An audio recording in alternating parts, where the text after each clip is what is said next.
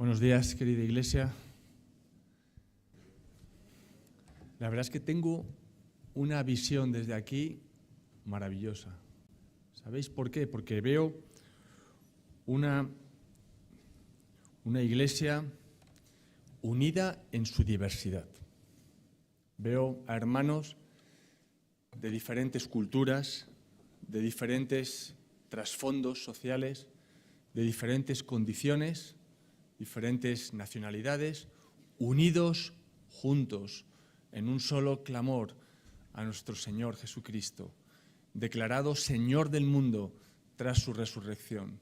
Y esta unidad es un potentísimo testimonio a los de afuera de cómo Cristo y el poder de su resurrección puede unirnos a pesar de las diferencias. Bueno, el título que le he dado a la exposición de hoy es Vivir a la luz de la resurrección. Y a ver si consigo introducirnos en este tema, ¿no? Como ha dicho Sara, vivimos tiempos de ansiedad, vivimos tiempos de incertidumbre, ¿verdad? Por un lado, incertidumbre política, fractura social. Contemplamos cada día en la televisión la dura realidad de las guerras, la muerte de miles de inocentes, cómo cientos de personas se juegan la vida para intentar alcanzar un mundo mejor.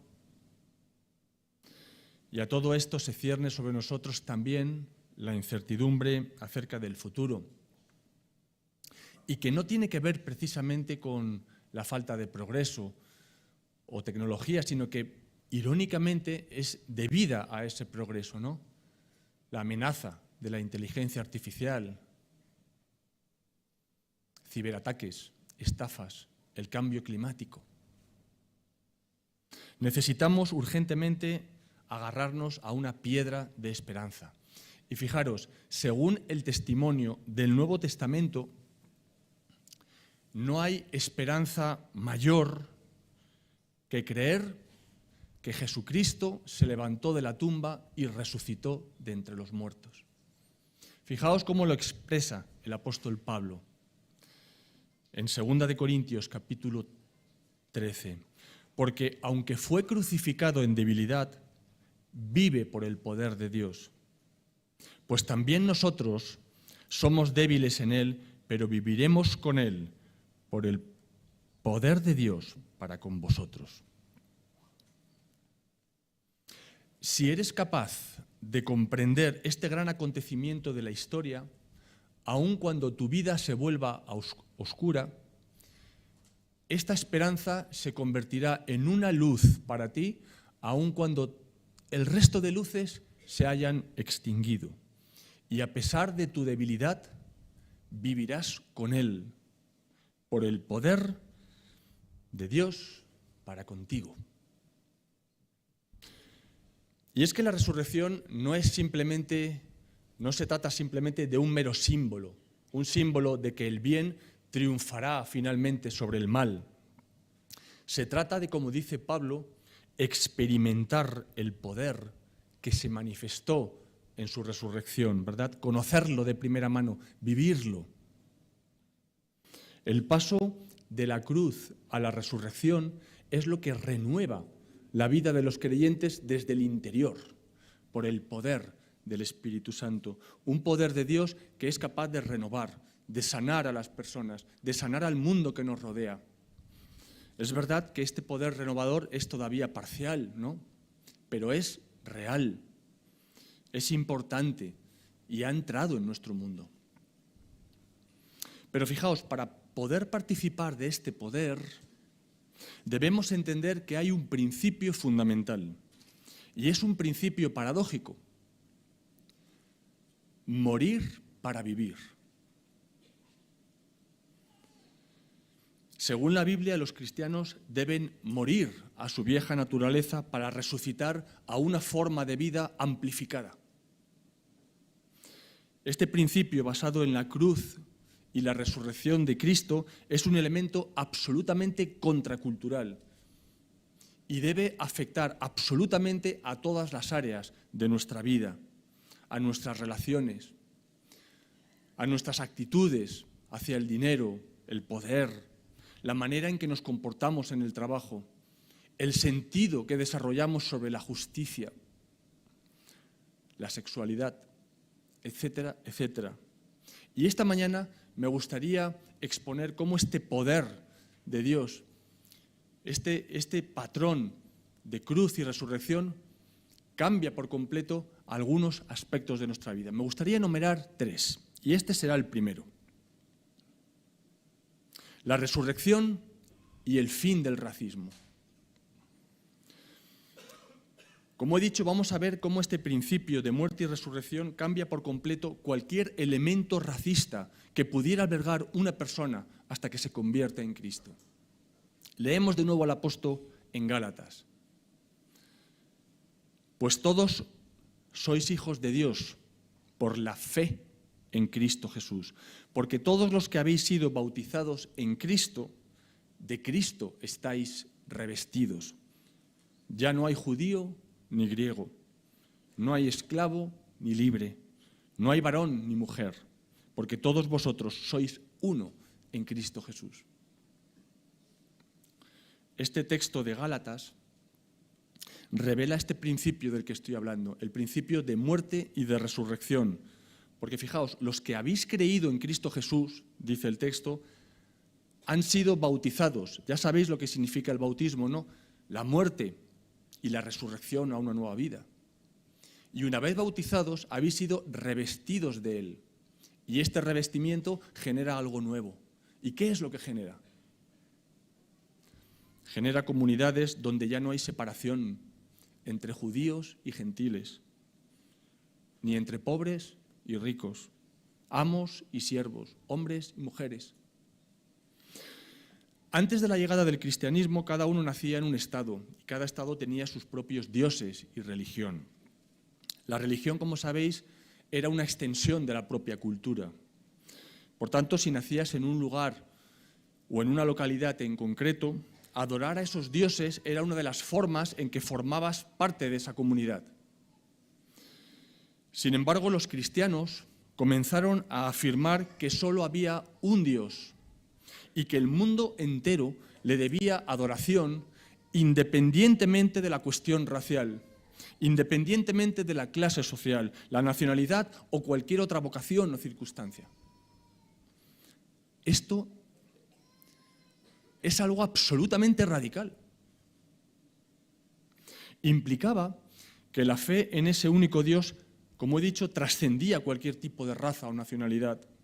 Y además, fijaos, te otorgaba una nueva identidad en Cristo que establecía quién eras verdaderamente y no tu raza o lugar de procedencia. Te proporcionaba además un vínculo con el resto de los cristianos que era mucho más fuerte que el que tenías con tu propia cultura. Y esto creó la primera comunidad multirracial y multiétnica del mundo. Una nueva familia en la que las distinciones quedaban radicalmente relativizadas. Todos los creyentes, independientemente de su raza, de su estatus, de su cultura, incluso de su sexo, eran uno en Cristo Jesús. Pues la verdad es que el mundo no había visto nada igual. Esto no quiere decir que todas estas distinciones han quedado completamente suprimidas. Todos vosotros sabéis que Pablo nunca dejó de considerarse judío, ¿no? y parte del pueblo ancestral de Israel. Pero por encima de eso insistía que en Cristo Jesús aquellas distinciones ya no definían a las personas que se encontraban en Cristo Jesús. El cristianismo, por tanto, no destruye tu identidad nacional, para que formes parte de una comunidad que vive separada del mundo.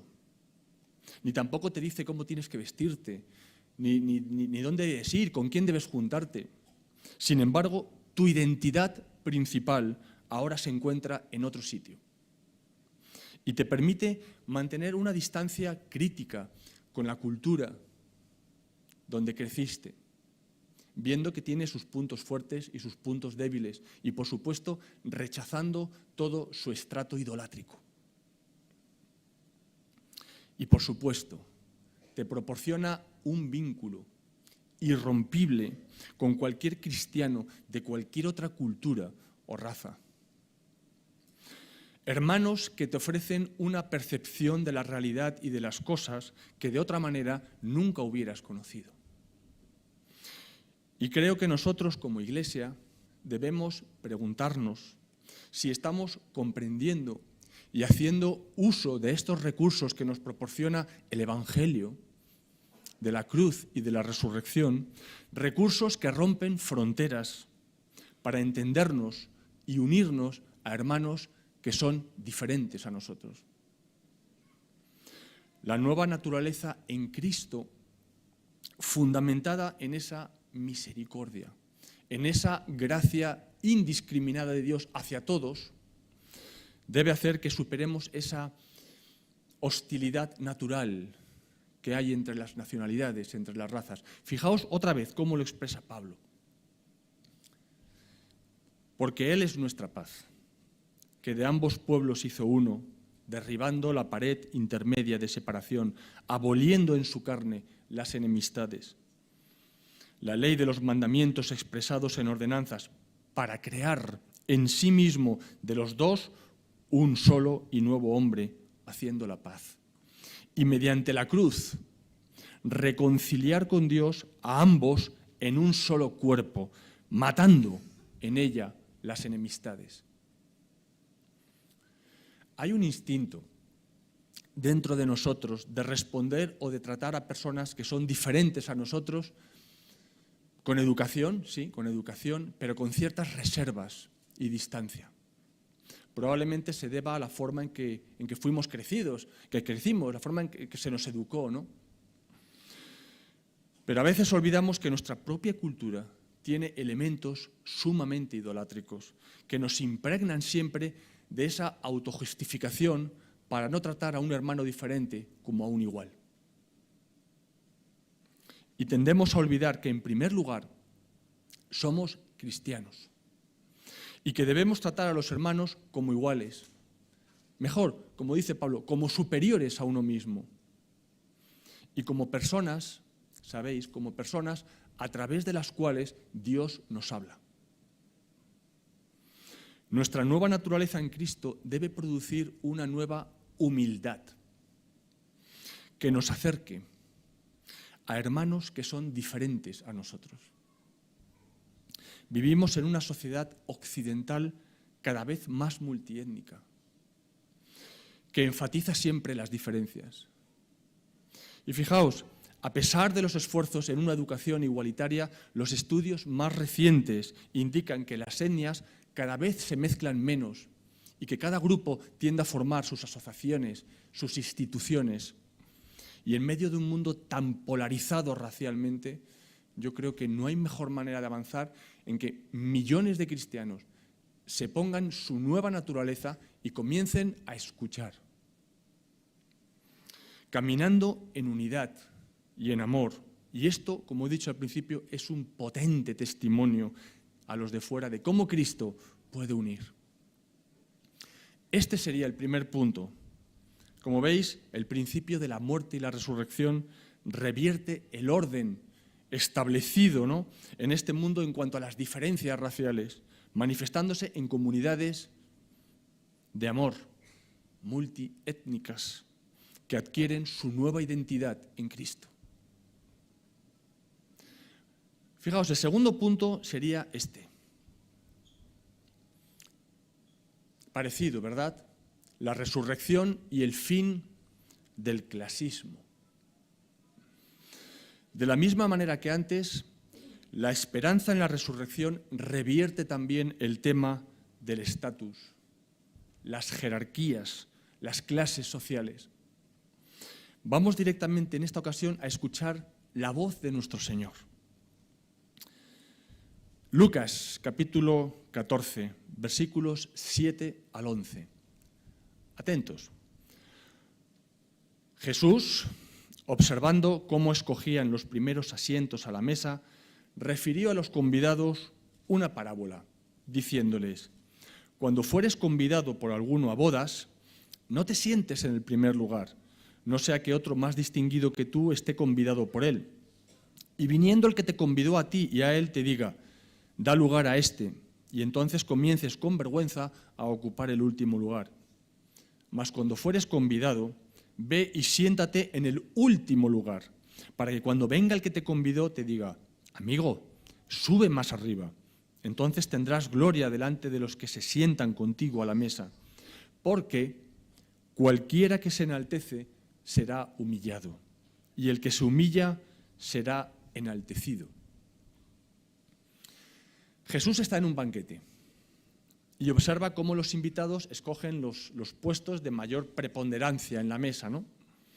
En aquella cultura, pues como en la nuestra actual, cuanto más cerca te sentabas del anfitrión, pues más importancia te dabas y más importantes eran tus compañeros de mesa.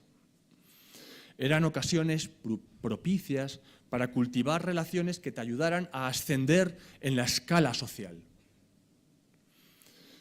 Te asociabas con personas que te podrían abrir las puertas y que a su vez esperaban favores tuyos y acceso a tu red de contactos. ¿El objetivo cuál era? Mejorar en el ámbito social, económico, de prestigio. Pero Jesús les dice a sus discípulos que si los invitan a una fiesta así, deben hacer justo lo contrario. No escoger un lugar de honor, sino un asiento de menor estatus, lo más alejado posible de la gente con mayor honor y prestigio. Esta es una declaración sorprendente, ¿no? Muchos se preguntarían qué sentido tiene entonces asistir a un evento de este tipo, ¿no?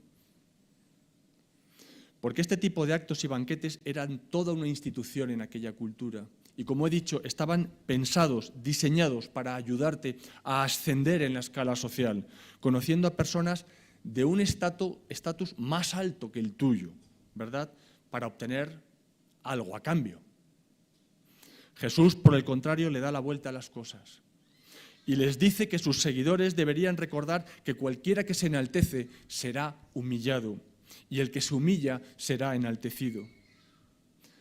Ojo, Jesús no está diciendo a sus discípulos que deben aparentar humildad para recibir reconocimiento por ser humildes o virtuosos. Lo que les dice es que no participen de ninguna manera en ese juego, que no utilicen para nada la hospitalidad ni las reuniones sociales con este fin. Porque fijaros lo que les dice a continuación. Seguimos leyendo. Dijo también al que le había convidado: cuando hagas comida o cena, no llames a tus amigos, ni a tus hermanos, ni a tus parientes, ni a tus vecinos ricos, no sea que ellos a su vez te vuelvan a convidar y seas recompensado. Mas cuando hagas banquete, llama a los pobres, los mancos, los cojos y los ciegos, y serás bienaventurado, porque ellos no te pueden recompensar, pero te será recompensado en la resurrección de los justos. Otra vez lo tenemos ahí, la resurrección como elemento contracultural. Jesús poniendo patas arriba todo el modelo transaccional e interesado que ha regido el mundo de las relaciones sociales desde la antigüedad hasta nuestros días. Si Jesús no hubiera añadido esta conclusión, se podrían interpretar sus palabras, ¿verdad?, como un buen consejo para encajar en el mundo. La idea sería más o menos esta: lo que tenéis que hacer es actuar con sutileza, ¿verdad?, con mucha humildad, que no parezca que intentáis subir en el escalafón social, porque esta es la mejor manera de escalar. Pero Jesús no dice eso, sino todo lo contrario. Atención, que pongan todo su empeño en establecer amistades que sirvan activamente a aquellos que nunca les van a poder abrir las puertas, ni invitarles a mansiones, ni traerles clientes, ni traerles negocios, ni traerles nada. Y la razón por la que los cristianos viven de esta manera, tan radicalmente diferente, es la esperanza que tienen en la resurrección.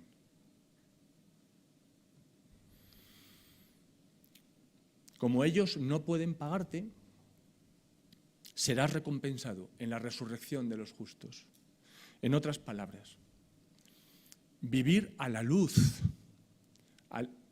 en la esperanza y la dicha futura de esta resurrección final y un mundo renovado, te recompensarán infinitamente más por cualquier sacrificio en aras de la justicia del reino de Dios en esta vida. No debemos perder las implicaciones de todo esto, porque las palabras de Jesús suponen una crítica implacable al mundo romano y también al mundo de nuestros días, con sus valores de jerarquía, estatus, poder y valor. Todos estos valores están manchados de una injusticia sistemática. La ética de la reciprocidad, todo el sistema de obsequios y obligaciones por el que se regían las personas, desde el emperador romano hasta el niño de la provincia más alejada, era toda una maraña, ¿verdad?, de relaciones sociales que daba estabilidad al imperio. Los obsequios, por definición no escrita, nunca eran gratuitos, sino que se daban y se recibían bajo unas condiciones explícitas o implícitas. Evidentemente, las personas que tenían recursos económicos nunca invitaban a comer a los pobres, porque ponía en riesgo su propio status quo de anfitrión. Y sus invitados empezarían a pensar que estaban perdiendo el tiempo. Y lo que es peor, los pobres se sentirían avergonzados porque nunca podrían devolver el favor recibido. Un sistema que perjudicaba sistemáticamente a los que se encontraban en la escala inferior o en el orden inferior de la sociedad. Y Jesús no solo critica la injusticia de ese sistema, sino que además ordena a sus seguidores que trabajen para hacer algo diferente, que creen una nueva institución social que dignifique a las personas, en lugar de aplastarlas. Y claro, es un llamamiento a invitar a los pobres, a los cojos, a los ciegos, a los paralíticos a comer a sus casas. Es contracultural. Una llamada a romper la ética de la reciprocidad. Un llamamiento a aceptar a personas que antes habrías rechazado y tratado como extraños y extranjeros, y ahora tratarles como miembros de tu propia familia. Y Jesús añade que quienes muestren generosidad hacia estas personas que para el mundo no tienen ningún valor, que son de bajo estatus social, experimentarán la bendición de Dios. Y no se refiere a recibir a otros para a su vez recibir bendiciones. Estaríamos de nuevo en una ética de la reciprocidad, ¿verdad? Se refiere a entregarse a los demás sin preocuparse por recibir ninguna recompensa, sino simplemente como una respuesta agradecida a cómo Dios ha actuado contigo. Porque en el fondo todo esto refleja cómo es Dios, ¿no? Y cómo ha actuado en el mundo, ¿no? El regalo de Jesucristo es la manifestación definitiva del amor de Dios hacia los carentes de atractivo. El amor y la gracia indiscriminados de Dios no tienen límites. Dios ama a los indignos de ser amados, a los que se sienten avergonzados, a los que se sienten poco importantes, despreciados. Y los ama tanto como ama a los ricos, a los de buena formación, a los que tienen éxito y son atractivos. Y esto es radicalmente liberador, profundamente contracultural. en medio de un mundo que está obsesionado por el estatus, por las amistades de Facebook, por la belleza, el éxito, el poder. Un mundo en el que aquellos que no encajan son excluidos y avergonzados. La resurrección.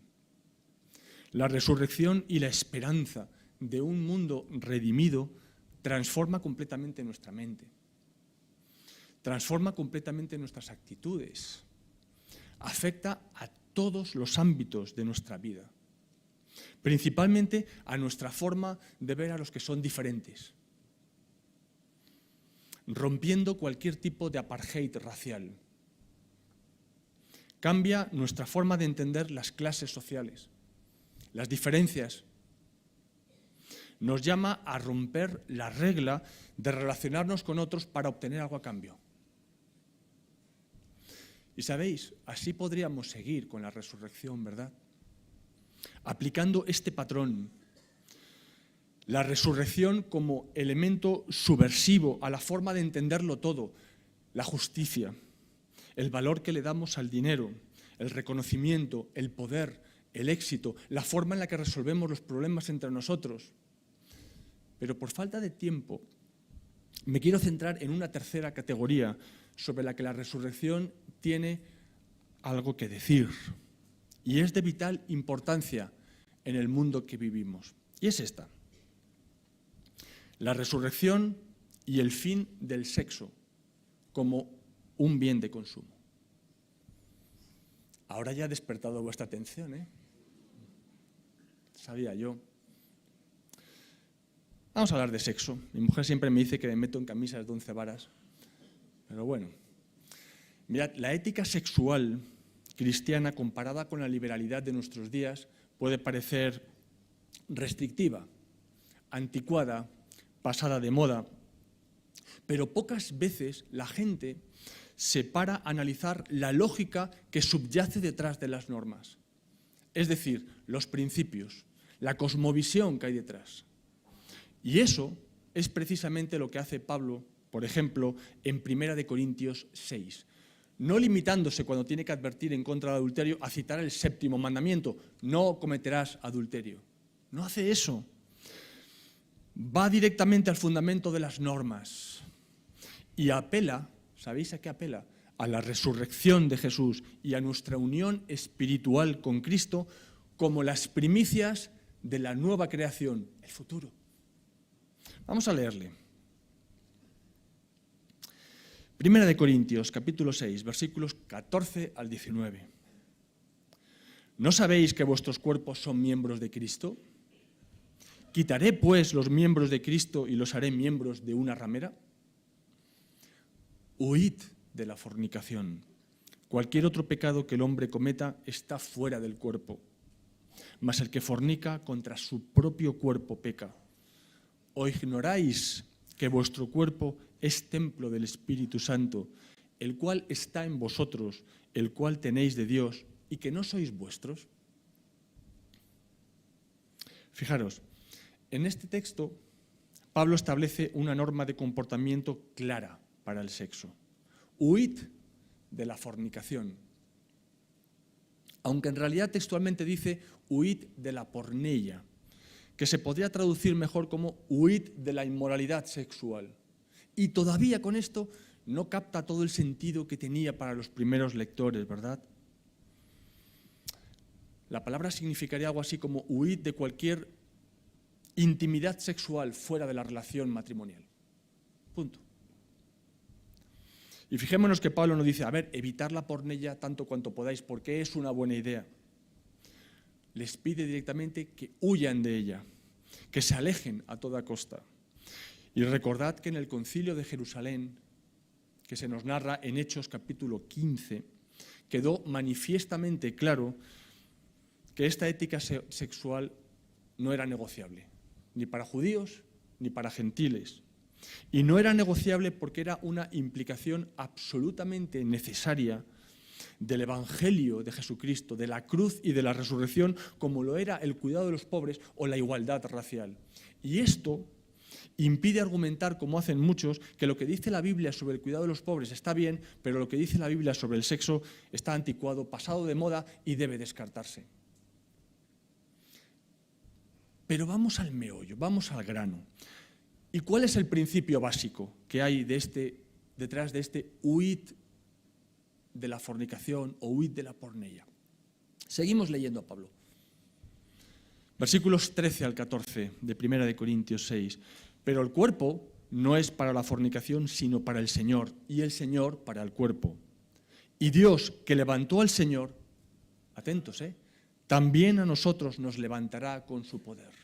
Ahí lo tenéis de nuevo, la resurrección como elemento contracultural, ¿verdad? La refutación definitiva de esa idea grecorromana instalada también en nuestros días de que el cuerpo es un mero contenedor, un recipiente sin importancia que contiene un alma inmortal. Y como el cuerpo no tiene importancia, el sexo se puede considerar un simple apetito físico sin consecuencias importantes. Pero Pablo contraargumenta y dice que la resurrección de Jesús prueba que el cuerpo físico es de suma importancia y que Jesús murió no solamente para redimir nuestras almas, sino también para redimir nuestros cuerpos. Y por tanto, nuestros cuerpos son una parte esencial de lo que somos y le pertenecen al Señor, el cual murió y resucitó para efectuar su redención, su rescate, el cual esperamos en la resurrección. Y esta es la razón por la que debemos honrar al Señor, también con nuestros cuerpos. Mirad, desde los primeros tiempos, tanto los comentaristas judíos como los comentaristas cristianos han estado de acuerdo en que cuando Génesis afirma sobre Adán y Eva que serán una sola carne, que esta expresión no se refiere únicamente a la unión sexual, sino a una unión en todos los aspectos de la vida, espiritual, emocional, social, económica, legal. La unión sexual es el clímax de una intimidad en todos los ámbitos de la vida. Así que cuando Pablo advierte a sus lectores, varones, que el acto sexual con una prostituta, por poner un ejemplo, les convierte en una sola carne con ella, obviamente no quiere decir que automáticamente se han casado con la prostituta, ¿vale?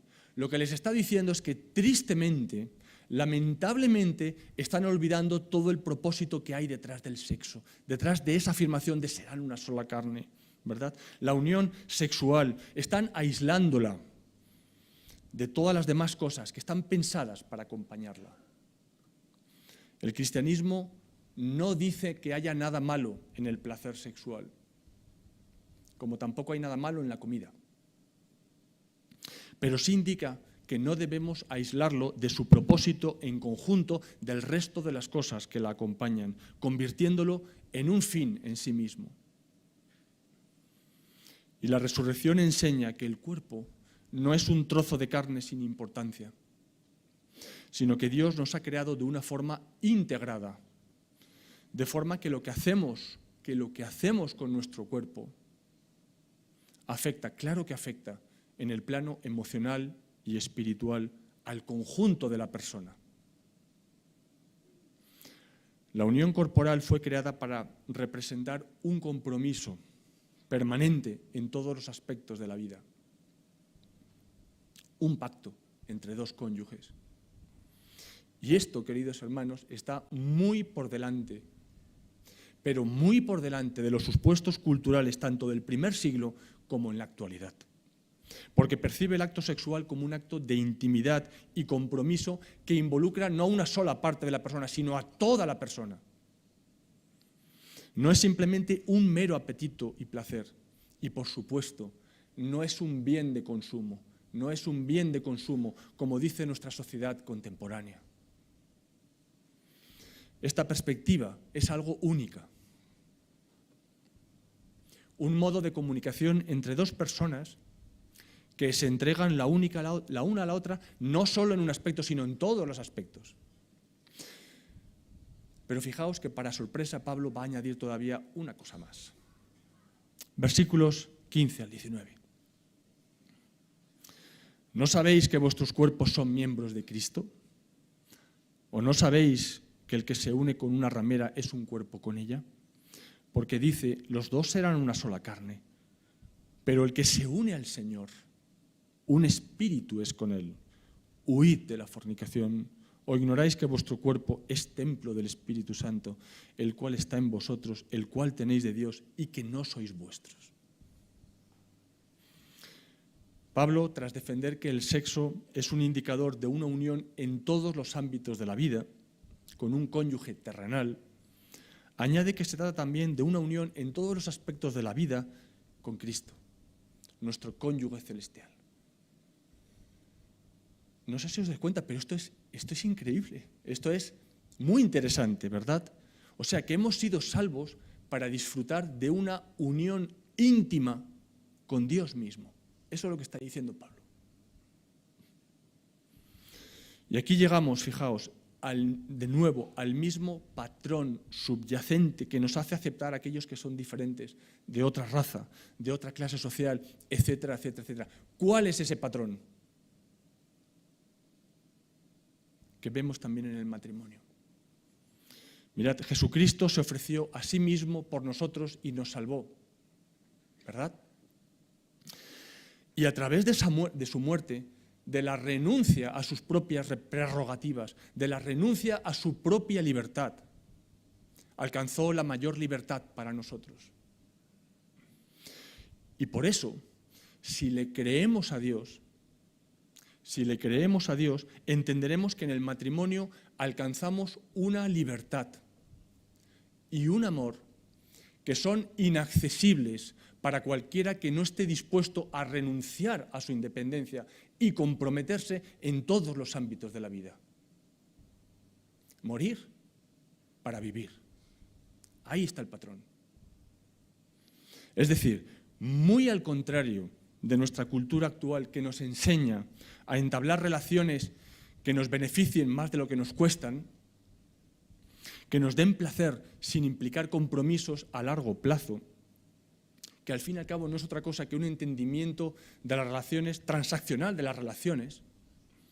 La Biblia nos presenta una comprensión distinta del propósito del ser humano. Un ser humano que ha sido creado por un Dios de amor que se da, que renuncia, que se entrega por el bien de otros. La entrega en la cruz y en la resurrección, el principio que lo cambia todo, el principio de la gran reversión. El principio del grano de mostaza que muere para después tener una vida multiplicada. Entregarnos por los demás para alcanzar mayor libertad. Qué raro, ¿verdad? Concluyo. El cristianismo no consiste en pasar página de la vida pasada y comenzar a esforzarnos en ser mejores personas. Ni tampoco es formar parte de una iglesia ni de una religión. Simple y llanamente es pasar de un reino a otro reino. Es una unión espiritual con Cristo a través de su resurrección, que produce en nosotros una resurrección espiritual que tiene lugar cuando creemos que Jesucristo murió y resucitó para nuestra salvación. Y es en ese momento cuando experimentamos un anticipo de lo que será nuestro estado futuro final. Una libertad de cambiar, de ser como Cristo, de sentir la realidad de Dios, de escuchar su música, de sentir su gloria, su amor en nuestros corazones. Nos inunda de repente una solidaridad que no habíamos sentido antes con los hermanos y las hermanas en Cristo. Y es que la experiencia cristiana no va tanto de vivir experiencias fuertes, ¿no? O emociones fuertes, sino de ser transformados a la imagen de su Hijo, como dice Pablo en Romanos, Ahora bien, ¿cómo ocurre realmente este cambio? Según la Biblia, los cristianos deben hacer morir su vieja naturaleza y buscar las cosas de arriba, del otro reino al que ahora pertenecen. Solo puede transformarnos la práctica constante de la muerte y de la resurrección. Y esto nos lleva de nuevo al principio que hemos visto.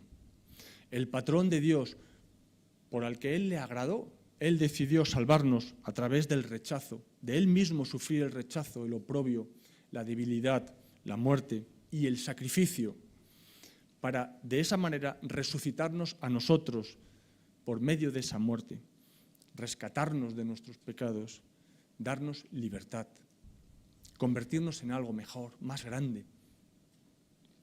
Este patrón nos enseña, fijaros, que todo acto de obediencia a Dios es una muerte del yo seguido de una resurrección. Cada vez que renunciamos al control de nuestra vida, a nuestros apetitos egoístas, morimos para vivir. Como he dicho, es como la semilla que cae en tierra y muere, pero de la que brota una vida amplificada. Este es el fundamento de nuestro crecimiento espiritual interior. Nos permite también ver la vida como la veía Jesús, eliminando todo rechazo racial, todo rechazo clasista o de género. Permite romper con la inercia de hacer algo esperando siempre algo a cambio. Nos permite también perdonar, como Jesús perdonó. Sabiendo el qué, que Él ajustará cuentas, se dice, ¿no? ¿Dónde? En la resurrección de los justos. Nos proporciona un nuevo sentido de justicia, porque la resurrección significa que este mundo sí importa y que las injusticias y el dolor presente que vemos debemos abordarlo desde la perspectiva de que el Señor ha vencido, de que el Señor ya ha ganado. Y si el Señor ha ganado, entonces la santidad, la justicia y el amor ya han ganado. Y nos permite ver la sexualidad en el contexto más amplio de nuestra unión con Cristo.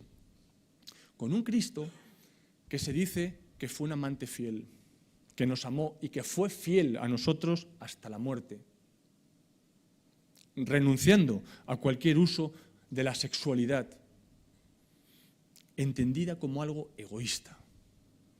Eso es lo que nos pide el Señor. Nos permite tener esperanza también en medio del sufrimiento, al entender que nuestro propio sufrimiento sigue un patrón similar al de Cristo, ¿no? Y a través de sus lágrimas, su agonía, la aceptación de nuestro castigo, Él nos ha dado vida, vida. Así que lloramos y sufrimos, sí, claro, lloramos y sufrimos, pero de una manera diferente.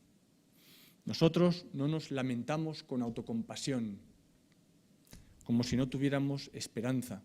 No nos enfadamos ni nos impacientamos, porque sabemos que el dolor presente produce en nosotros un cada vez mayor peso de gloria. Produce además paciencia, entereza de carácter, humildad, amor, etc.